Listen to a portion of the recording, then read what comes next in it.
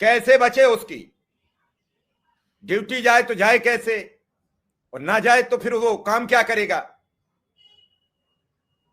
मैं जानना चाहता हूं कि लगभग जो अभी दर्शक जुड़े हैं उनमें बीएलओ की जो लोग ड्यूटी कर रहे हैं, क्या उनका काम रूटीन में चल रहा है?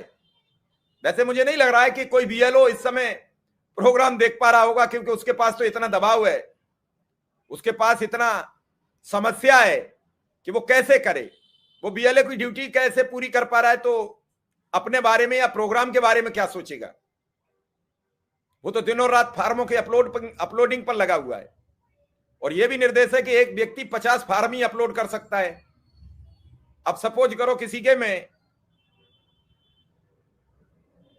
1000 से ज्यादा वोट हैं,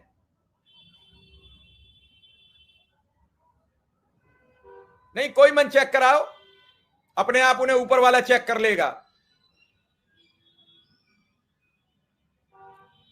उन्हें भगवान दंड देगा शिवदास जी, बिल्कुल किसी में मत चेक करो, उन्हें भगवान देख लेगा, उनका खुद इंतजाम कर देगा भगवान।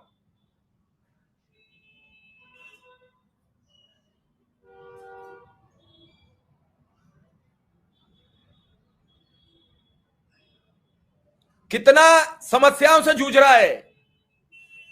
चुनाव में शिक्षा मित्र को ड्यूटी के लिए सरकार अपना अंग मानती है, चुनाव आयोग अपना अंग मानता है, और जब मानदेय और वेतन देने का नंबर आता है तो बताया जाता है कि आपका तो जो नियुक्ति पत्र है वो अलग तरीके का है, आप तो पंचायत समिति से आते हो, आप संविदा पर आते हो, आप फलाह पर आते हो। लेकिन अगर सरकारी काम आ गया है तो फिर सारे काम तुम बहुत अच्छे हो, ईमानदार हो, मेहनती हो, आपसे बढ़िया कोई काम नहीं कर सकते हो। सुरेंद्र कश्यप, सुरेंद्र जी श्रावस्ती से बीएलओ हो, क्या पोजीशन है? दिनेश कुमार सिंह कह रहे हैं सर 6 बजे तक रोका जा रहा है स्कूल में, 2 शिक्षक कामकाज देख रहे हैं, बाकी सब दूसरे स्कूल भेज दिया गया है, 6 बजे तक ड्यूटी करा रहे हैं।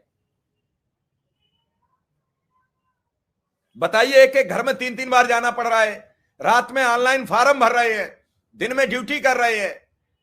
अब शिक्षा का स्तर कैसे होगा? और जब इन शिक्षकों पर बीएलओ की ड्यूटी कराओगे, 3-3 महीने ये स्कूल नहीं पढ़ा पाएंगे, तो क्या गार्जियन आपके यहां एडमिशन कराने लाएगा? और फिर कहना कि हम स्कूल बंद करने जा रहे हैं क्योंकि बच्चे नहीं आ रहे हैं। अब चुनाव का दस्ता बना दिया गया है। दिनेश सोनकर जी ने लिखा है, आपके समक्ष है, मिश्रा जी इस समय एसआईआर फॉर्म भरा जा रहा है, इसलिए सबकी छुट्टी कैंसिल है, क्या करें? बीमार आदमी दवा कैसे लेने जाए? छुट्टी नहीं मिल रही है, सरकार कहती है ओवर काम करने वाली कंपनी डबल वेतन देना पड़ेगा, लेकिन सरकार खुद 8 से 5 बजे तक काम करवा रही है, बीमार होने पर दवा के लिए छुट्टी नहीं मिल रही है। कृपया मुद्दा जरूर उठाएं। अब बताइए, बीमार व्यक्ति को, जो शिक्षा मित्र या अनुदेशक हैं बेचारे, इन्हें छुट्टी नहीं मिल रही है, क्या कहा जाए? उस दिन फतेहपुर से एक साथी ने पूरा, एसडीएम साहब की रिकॉर्डिंग आ गई है, हैरान करने वाली है। वो तो ऐसे धमका रहे हैं जैसे कोई अपने बच्चे से गलती होने पर धमकाता रहे।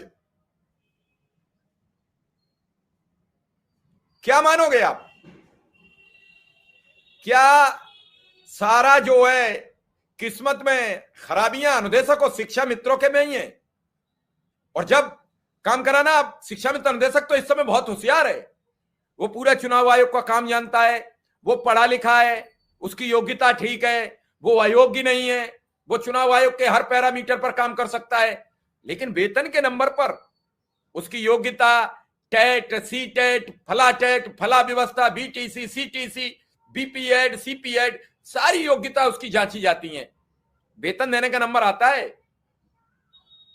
मुजफ्फरनगर जिले का भी समर कैंप का पैसा नहीं आया है, और अधिकारी सीधी धमकी दे देते हैं। राकेश कुमार जी लिख रहे हैं कि काम नहीं करोगे तो संविदा समाप्त कर देंगे। कई लेटर मेरे पास आ गए कई जिलों से। नोएडा में तो 131 शिक्षा मित्रों को लिख दिया है, शायद 300 या 250 शिक्षा मित्र होंगे नोएडा में, आधे शिक्षा मित्र खत्म कर दिए जाएंगे।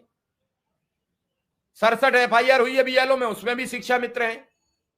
अब केस के पीछे लड़ो, कचहरी जाओ, वकील करो, उसमें एफआईआर लगवाओ, अधिकारी के चक्कर काटो, अधिकारी से माफीनामा करो, तब कहीं तुम्हारा केस बंद होगा।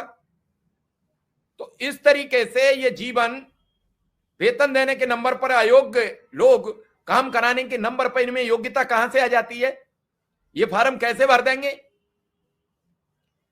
एसडीएम साहब कह रहे हैं उस शिक्षा मित्र से कि तुम ट्रेनिंग लेने नहीं आए थे, हमें नहीं मालूम है, शाम तक 50% फार्म करके दीजिए। अभी तुम्हारे 10% हुए, 40% वो कहां से देगा?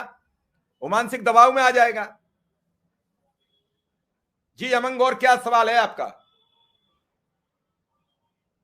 अब संजय कुमार जी लिख रहे हैं अभी भी फील्ड में।